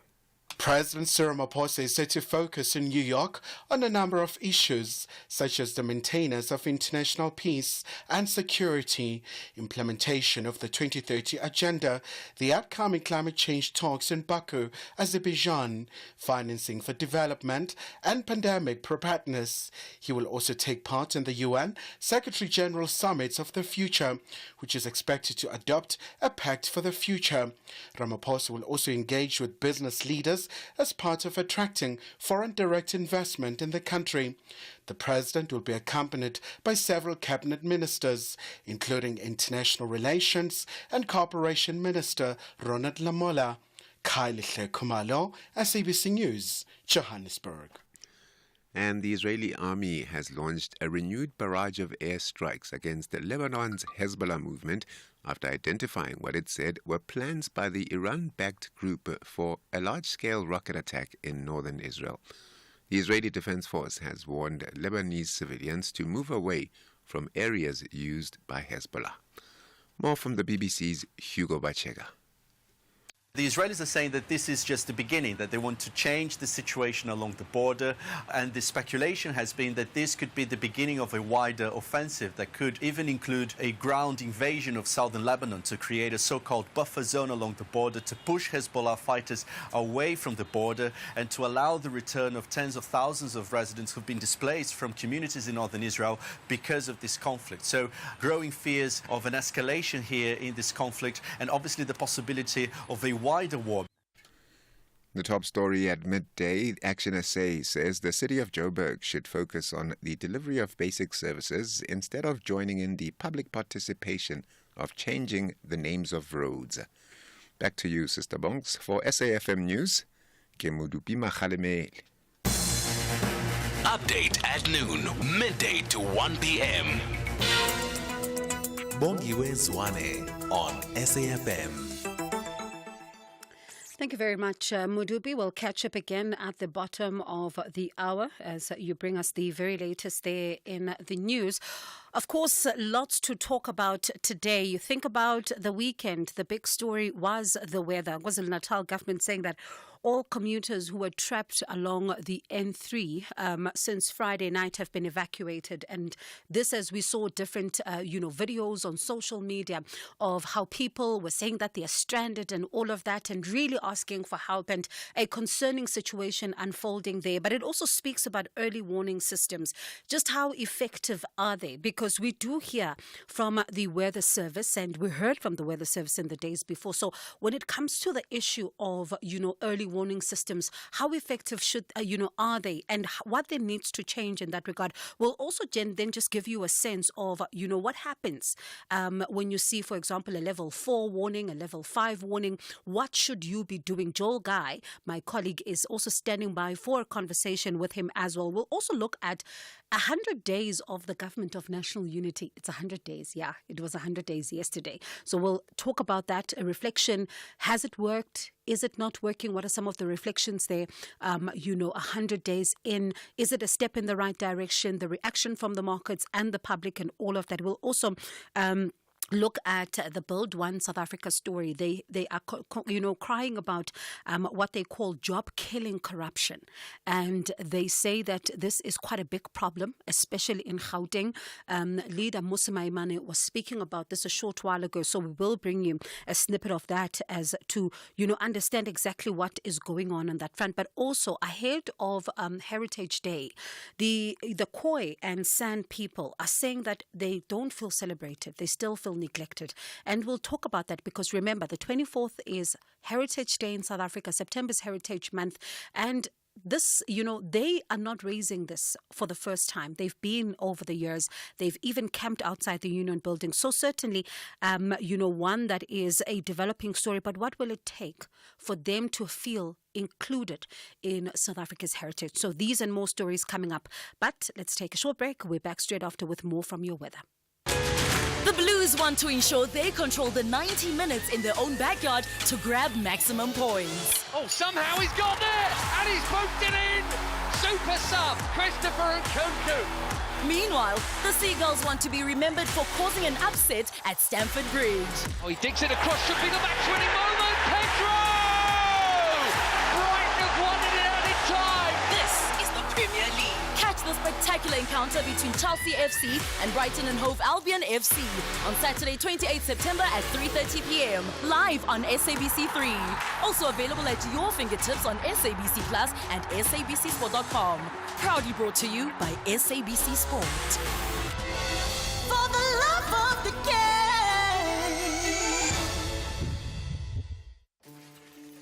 Attention all caregivers of children. Are you and your children's vaccinations up to date? Vaccinations can prevent serious diseases and prevent hospital stays. Protect your little ones by getting them vaccinated. Don't wait until it's too late. Talk to your healthcare provider today about getting your child vaccinated against serious childhood diseases. Because health matters. This message is brought to you by Sanofi and the National Department of Health. Channel Heritage Day your way on Afternoon Express on Tuesdays at 6 p.m. only on S3. As Chef Ruben Riffel braais lekker curried lamb skewers, we rock our traditional regalia, and Jules Harding of Good Luck celebrates her daughter Skylar's first Heritage Day, and it's orange malva pudding for dessert. That's Afternoon Express this Tuesday at 6 p.m. only on S3. Here, there, and everywhere.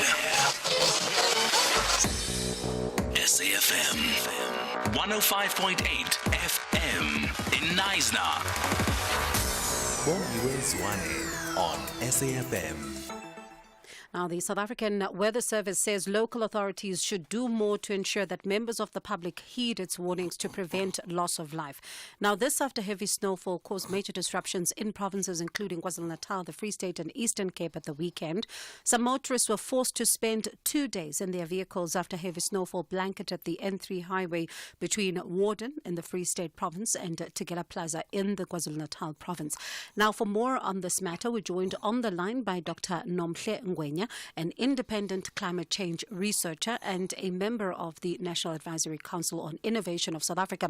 In studio with me, I have my colleague, as mentioned earlier, SABC's meteorologist Joel Guy Chabata. Good day to both of you, and thank you so much for your time. Dr. Ngwenya, I'm going to start with you. This particular issue of, of course, what we saw unfolding at the weekend speaks to a greater deal of many other conversations that we should be having around issues of the weather. But let's just start talking about what was your impression and your reaction to what you saw at the weekend, particularly when people were trapped and saying that they can't go anywhere because of the snow, some of them for 2 days even. So I think, first of all, I'd like everyone to just have a greater understanding of how, disruptive weather patterns is not something that's new. We've been seeing this in 2022, and we're seeing how much more intense it is becoming. What we saw over the past weekend is really an issue around communication. As early as last week, Tuesday, we had South African Weather Services, we had the government issuing high-level warnings from level 6 to level 8, which indicate, the severity of these extreme weather patterns. And again, there is also an issue around accountability of our citizens and of the public in terms of if there is a level 8 warning, it is important to stay indoors, to not travel. But people did choose to ignore those warnings. Hence, we saw, people trapped, and unfortunately lives were lost during the process. But also another argument is that there needs to be greater measures where we also, increase communication to surrounding communities. There are some people in rural communities and remote areas who do not have access to information, to weather apps and weather, information. And again, it speaks to the technological divide within the country. So it is very important that, this is a big lesson learned, that going forward, we ensure that communication, is well distributed amongst communities, and not only communicated in English, but also in our local languages, so that other people are able to understand if we mean a level 8 warning, what does that mean in your local indigenous language? Joel, let me bring you in here because you as a team were very good with warning us. And in each and every single weather report last week, we saw everything that was to come at the weekend. You even spoke about it on radio as well. But do people really understand what we mean about level 4, level 5 and all of that? Just take us through it. Yes, Bongiwe. What we saw over the weekend, especially with people eventually getting trapped in that snow after all those warnings had come through, kind of speaks to the fact that perhaps people do not understand or appreciate the severity of those warnings when they are issued. But I would quickly add that as soon as you hear us talking about an orange level 5, 6, 7, up to 9 warning, then that means that particular warning is quite imminent. It is going to be, there is high likelihood for it to happen, and the impact is also going to be quite significant. So we mustn't be fooled by you saying there's a chance of this happening. So should we get to level 4, we need to know that it's possibly, the likelihood of it is high. That's very true. Now, before we go back to Dr. Ngwenya, when we talk about Joel, for example, here is a warning and you are presenting the weather on television possibly, and then I'm seeing orange, I'm seeing red and all of that. What do those colors tell me? So when it's level 4, which is normally from yellow levels, which is normally from level 1 up to level 4, it means there might be high likelihood, but the impact of that would be minor. But as soon as we get to level 5, then there is medium likelihood and significant impact.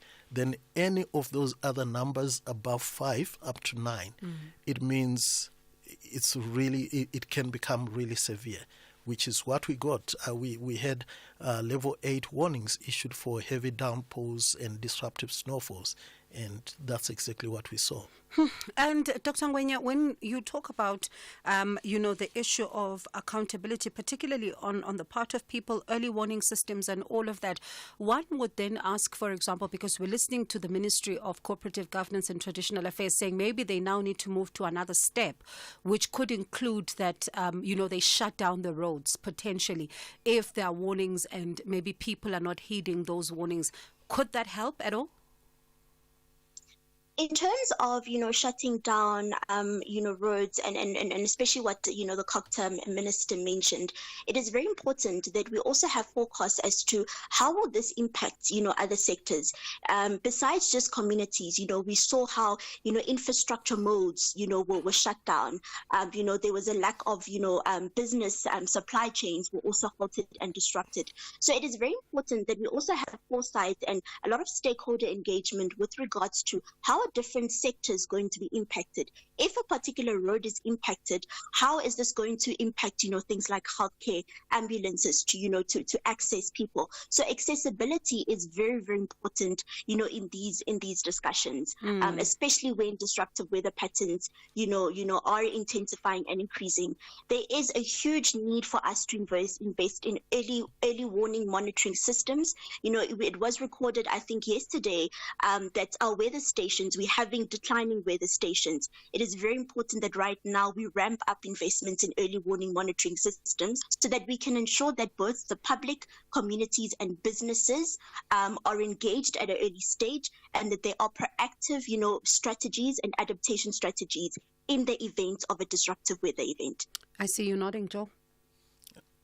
Indeed, I do agree with that. We have been seeing the early warning systems, they really have to be in place. Yeah. Like we were intimating earlier before going on air, that perhaps the South African Weather Service needs to do more in disseminating these warnings. When I'm presenting on TV, I only have just a few seconds to go through that warning map. So perhaps if media houses could also take it upon themselves to put those warnings in as part of their news bulletins, then I think there will be a wider reach of those warnings. Something to think about. And Dr. Ngwenya, when we look at, for example, the disruptive weather patterns are becoming, over the years, as we've seen, intense and in some instances more frequent. Are there strategies that are put in place to deal with extreme conditions? At present, I mean, if we look at the first big, sort of disruptive weather event occurred in 2022, there's not been much of a difference from 2023 up until 2024, up until now. The fact that we're still having conversations around the need for investment in early warning systems, basically just shows that this is more of a discussion and there's a lack of implementation. As Joel mentioned, there is, huge need, for media houses to also take this upon themselves. It is not just, and I repeat myself, it's not just only a government responsibility. Businesses also have a responsibility. The public also have a responsibility. We see how when disruptive weather events happen, we see the first, people always on the ground, or your NGOs or your communities. There definitely needs to be revamped, efforts. But there is a lack of implementation. I'm hoping that, with this past weekend and with other past lessons, we are able to then implement proactive measures. For example, as we've mentioned, investing in early warning monitoring systems, investing in education. Joel mentioned a very important point around the fact that sometimes, we take such for granted, and it may just be an understanding, a lack of understanding of how we don't understand what are climate weather events. What are disruptive weather events? How do we interpret extreme weather events? So there definitely is also a, public engagement, public ramp up in education around disruptive weather events. And Joel, in about 10 seconds, how are things looking right now when it comes to weather, especially in provinces where we saw disruptions at the weekend? Well, the weather has become settled. It is still rather cool for this Monday, but from tomorrow we will continue to see temperatures warming up, and for Gauteng by Thursday we could see thermometers reaching the upper 20s and lower 30s. So it's warming up, but we are expecting some thunder showers later on in the week over the central parts of the country. Okay, thank you so much to you both for your time. And really, as you both say, it's time to heighten, the early warning systems and the warnings. Maybe everything should be part of the news bulletins right now in order to be able to arm people with information. That was an independent climate change researcher and a member of the National Advisory Council on Innovation of SA, Dr. Nomhle Ngwenya, and also in studio my colleague, SABC's meteorologist Joel Guy Chabata. Africa Chibembe. As trees and flowers blossom, the nation gets brighter and excited for sporting action. Tune in to SABC Sport on DTT Channel 4 and SABC radio stations. Also available everywhere for everyone, always on SABC Plus and SABCSport.com. SABC Sport celebrates the nation's diverse culture and heritage. Happy Heritage Month. Proudly brought to you by SABC Sport. For the love of the game.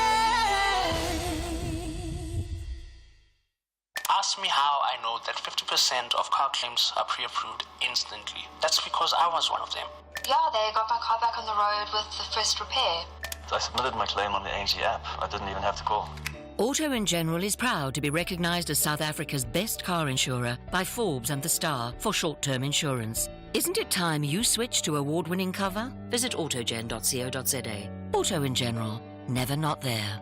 ANG is a licensed non-life insurer and FSP. T's and C's online. The world's best cooking show is finally here. MasterChef South Africa Season 5. You'll meet 20 talented home cooks from around Mzansi, noma uphumaphi, and no matter your favorite dish. See if the chefs can handle the heat in the kitchen in a race to be crowned MasterChef South Africa. Every Saturday, 7:30 p.m. only on S3 Channel 193. MasterChef South Africa, the world's best cooking show, proudly sponsored by Pick n Pay. Update at noon, midday to 1 p.m. Bondi's 1A on SAFM. All right, let's shift gears now and look at this. Build One South Africa leader Mmusi Maimane this morning was briefing members of the media on what the organization calls job-killing corruption within the Gauteng government. And this follows reports of wrongdoing by large private sector companies that are allegedly abusing small businesses through unscrupulous means, particularly in the Katlehong area in Gauteng. He joins us live now to talk about this conversation. Mr. Maimane, thank you so much for your time.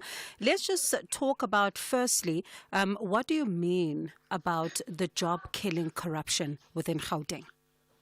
Well, it was common cause, the fact that the township economy has been bleeding jobs, and therefore one of the things that we needed to do was to ensure that there was proper funding towards entrepreneurs. A scheme was put together that wanted to ensure that we established that spaza shop economy and also pick and pays that were meant to be developed there. And with all of that infrastructure being put on the table, money has been moved through various companies, and there's a forensic investigation that is required now for what is now Family Tree as a trust. And secondly, the fact that monies that were promised to all of these entrepreneurs are not there. So there is now what you're finding is that all of these spaza shops were operational before are no longer now operational.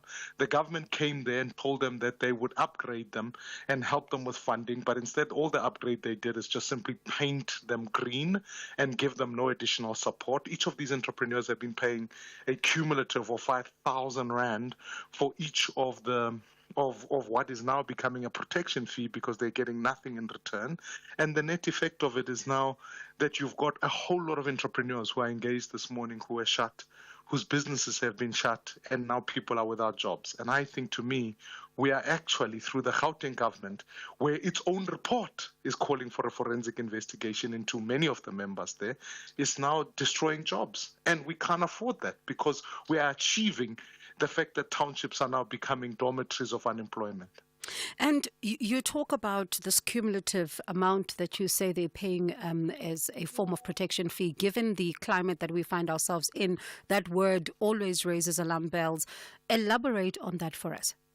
Yeah, these were entrepreneurs that were asked to contribute to the fund of 5,000 Rand a month, and that ultimately they'd be assisted. If they want to continue trading, they must continue to pay this 5,000 Rand a month. They must become part of the association, or their businesses will be adversely affected. And even after paying all of that, their businesses are still shut down. It's a type of extortion that we're fighting in our townships. And the government is sitting by, particularly the Gauteng government, sitting by and observing all of this without proper intervention. I'm challenging the MEC for Economic Development to come and ensure that actually, and come and defend why citizens are paying money and getting nothing in exchange. Furthermore, why the funds have not reached the entrepreneurs, and more crucially, why are we not running a forensic investigation through the family tree that has been requested by the same government? And when it comes then to, spaza shops, for example, for some families, this would be in a family for generations, and it would be a source of income and all of that. And we've seen that picture change over time.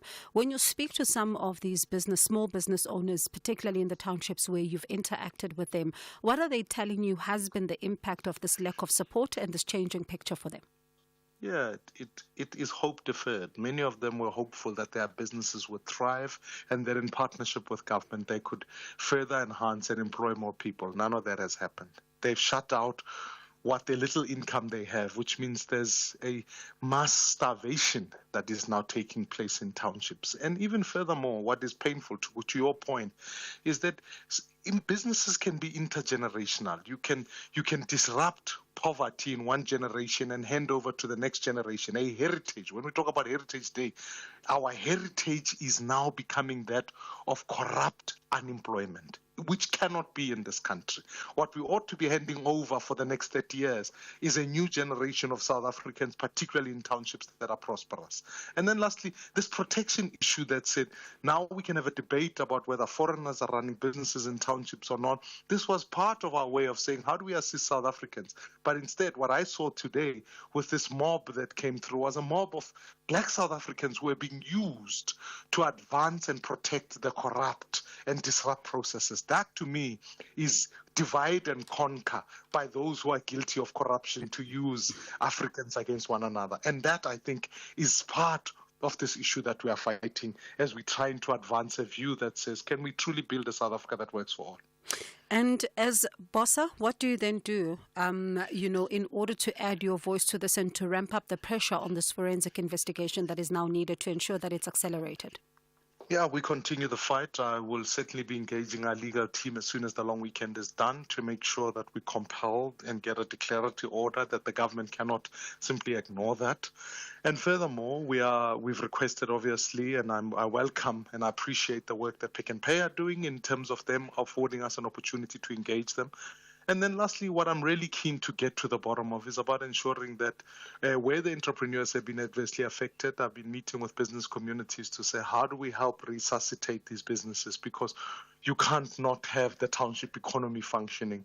I've been in Parliament now fighting for the, if you like, declaration of townships to become special economic zones, which would give them tax incentives, etc., so that we can be better. We can't have separate development in 2024, where if you live in other communities, it's easier to do business, and in other townships that were historically declared so under apartheid, they just become places of labor sending centers. Sure.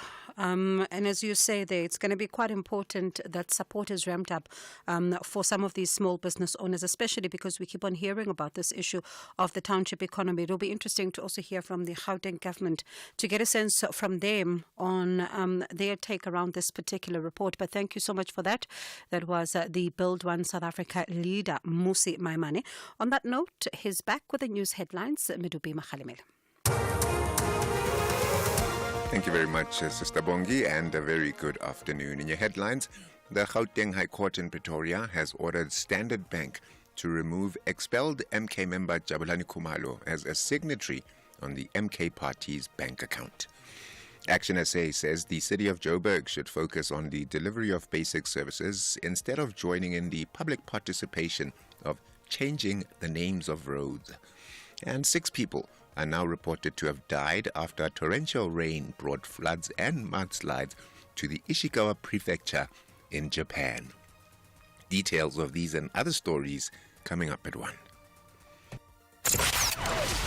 Economic news on SAFM. Facts and figures you can count on. All right, let's chat to Wayne McCurry, FNB Wealth and Investment. Good day, Wayne, and thank you so much for your time. How's the picture looking? Yes, market looks quite good starting out today. It's up just over 0.5%, and it's really right across the board, but the financial shares are leading the charge. So some of the banks are up quite nicely.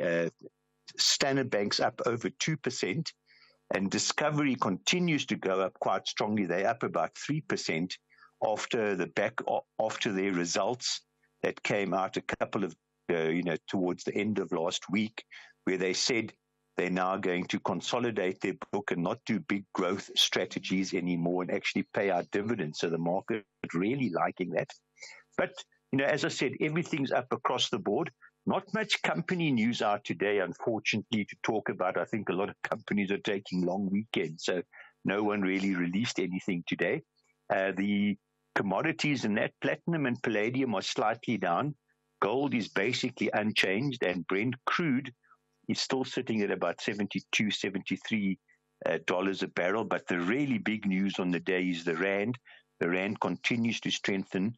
It's up quite nicely today, trading at about 17.38 against the US dollar. So certainly in 2 weeks' time or 3 weeks' time, when the new petrol price is announced, we'll see another significant drop in the price at the pump. And that, coupled with the interest rate cut we got last week from our Reserve Bank, means at least things are looking a lot better for the consumer than what they did a couple of months ago. And it certainly is, just a relief to hear that things are looking somewhat better and how the rand is performing. And Wayne, I suppose you and I didn't take the long weekend, but thank you so much for chatting to us. That's Wayne McCurry, the FNB Wealth and Investment. And speaking about someone who also didn't take the long weekend, Liesel is right here with me for sports. This is SAFM Sport. Indeed, here we are, Bongi. Well, we start with rugby news, and the Springboks have resumed their full training program today. The Boks, who lost to Los Pumas 29-28 in the penultimate round of the Rugby Championship on Saturday, travelled back to the country on a flight with Argentina directly after the match. Well, the result means that the winner of the series will now be decided at the Mbombela Stadium on Saturday. The Pumas moved up to 14 points on the standings, while the Boks are on 19. Should the Springboks win the competition, it would mark the first time they lift the trophy since 2019. It will also conclude a memorable series in which they won the Nelson Mandela Challenge Plate against Australia and the Freedom Cup against New Zealand. Rassie Erasmus also confirmed that those players who were given a break this past week will rejoin the squad in Nelspruit. He says the team will try their best to redeem themselves against a team that is flourishing under coach Felipe Contepomi. There's something going on here at Argentina rugby with Contepomi, Filippo and his team. That's, they're really becoming without even having a competition. They play in the rugby championship, but apart from that, they don't even have a club competition where they play. And he's speaking his players from all over the world, and he's getting all that input from French rugby, Irish rugby, English rugby, and he's a really smart coach. So, yes, compliments to them. Yeah, next week will be big and it will be great. Springbok coach Rassie Erasmus. In soccer, Arsenal coach Mikel Arteta says he's proud of his team despite their 2-2 draw against hosts Manchester City in the English Premier League. John Stones scored deep in injury time to salvage the draw against a 10-man Arsenal. Arteta was, however, not too happy about a second yellow card for Leandro Trossard just before halftime for kicking the ball away and delaying the restart. He says although the players are gutted, he's proud of what they've done, especially with a man down in the second half. They put their heart and soul into every single action, and at the end to be punished in the last minute, it was 97, then it was 99. So yeah, they got it. But as well, they know that they have made another big step today as a team and individuals to be able to do what they've done today here. After the weekend's action, City remain top of the table on 13 points. Liverpool and Aston Villa are on 12, with Arsenal on 11 and Chelsea and Newcastle United on 10 each.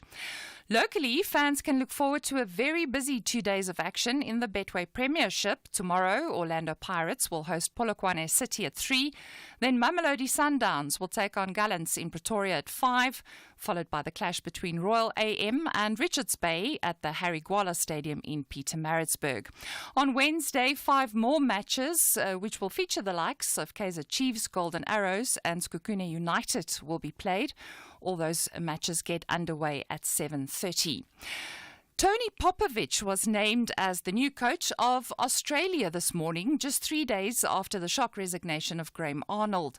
Arnold called it quits in the wake of the team's poor start to the third round of Asian qualifiers for the 2026 World Cup. Popovich earned 58 caps for his country as a player. Now he confirmed that he would take the Socceroos to the World Cup tournament in the United States, Canada and Mexico in 2026. Yeah, coaching the Socceroos is probably a dream come true as a coach. You never know if it will pop up or if the timing is right, but I'm extremely honoured, proud. I understand the responsibility that's required and the expectation of everyone in this room, also the fans and the players, which are the ones that will get us to where we want to be. And I'm honoured to lead them. I look forward to the challenge. I'm excited by it. In golf, South Africa's Stingers, consisting of Brandon Grace, Charles Schwartzel, Louis Oosthuizen and Dean Burmester, finished in 5th place overall at the Live Golf Team Championship in Dallas, Texas, overnight. The event was won by Australia's Ripper team, which featured Cameron Smith, Lucas Herbert, Matt Jones and Mark Leishman. They edged Dustin Johnson's 4 aces to bring a close to the 3rd season of the Breakaway Tour. The final round featured 18 holes of stroke play, with every player's score combining to create their team's final scores. Australia emerged triumphant on 11 under par with the 4 aces, and Ironheads tied for second on 8 under. Legion 13, who were playing without captain John Rahm of Spain, placed 4th at 6 under par. And finally, some tennis news. Europe Laver Cup captain Bjorn Borg has expressed his gratitude after his team claimed the title against Team World once again. Team World led 11-7 going into the penultimate match in the first to 13 competition. But Germany's Alexander Zverev and Spaniard Carlos Alcaraz got the wins for the Europeans on the final day, and in so doing claimed their 5th title in 7 outings. Borg says although he was initially worried after starting the day on the back foot, it all worked out pretty well in the end. We've been having a good week together, and if we started this Sunday in the morning, I think we had liver problems, but all these guys came through, and it's unbelievable. I'm so happy. I'm very happy because it's my last year Labour Cup, and for me to have this team, it's beautiful. It's very nice. The world's top men's players will now take a bit of a breather before travelling to China for the Shanghai Masters, which starts on the 2nd of next month. I'm Liesl Willifeer for Update at Noon Sport. So before you go, are we going to do better on Saturday? Because I was very sad on Sunday morning to talk about 28-29. I really had hoped that the box would make us proud. But do you think this weekend we have at least a chance? I am yes. Okay. I at least believe that. I know that the Boks are really looking forward to playing at the Mbombela Stadium. They love the crowd there. They love the atmosphere. And they're also bringing in their players that were rested, the more experienced guys that were given a bit of a break as well. Rassie has confirmed that as well. But I don't think we hurt as much as the Boks themselves. They said it was tough to take and it was a hard one to swallow. But yes, we can do it, and I'm pretty sure we will. I hope we will. Looking forward to it. Thank you, Liesl. The wait is finally over, and we can safely say that Tropica Island of Treasure is back to serve you some really great entertainment. Tune into S3 from the 28th of September to cheer on the 7 teams who will be vying to win a shared prize of 1 million rand, a brand new car each, and become the champions of Tropica Island of Treasure Season 11. Fancy 50,000 bucks? Predict the champions of Tropica Island of Treasure, and you might be sipping that cold, refreshing Tropica all the way to the bank. Follow at MyTropica and at SABC3 for more information. Channel your inner champion with Tropica Island of Treasure. Starts Saturday the 28th of September at 6:30 p.m. only on S3. Open up. S3.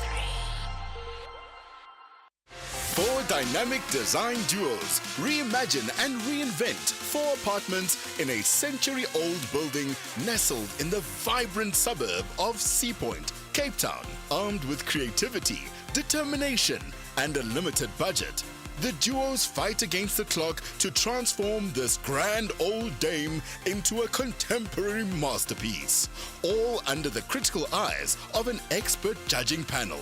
The winning duo will claim a grand prize of 300,000 rand, with an additional 100,000 rand going to the fan favorite team, as voted by viewers. Channel your inner wow with My Design Rules, Sundays at 7 p.m. only on S3. Open up. S3. 20 outfits of the Premier League are back on the battlefield for another spectacular season, with ambitions to play the world's most competitive and compelling football. Rodri! City 3! West Ham 1! This is the massive fight for the ultimate glory. I said that, was he going to try and beat him from inside his own arm? Oh, Moises Caicedo! I can't believe it! What a way to score your first Chelsea goal! Experience the 2024-2025 Premier League season on Saturdays at 3:30 p.m. Live on SABC3 and at your fingertips on SABC Plus. Also available on SABCSport.com. Proudly brought to you by SABC Sport. For the love of the game. Bongiwe Zwane on SAFM. Now, South Africa's new government marked its 100th day in power yesterday. There's been different opinions as to how the government of national unity has performed. And while the coalition has been credited with lifting market sentiment, the government still faces infrastructure challenges, particularly in energy and logistics. To talk more about the impact and challenges of the GNU, we're joined on the line by Professor Roger Southall of Sociology at the University of the Witwatersrand. Morning. In fact, good day, Prof, and thank you so much for your time.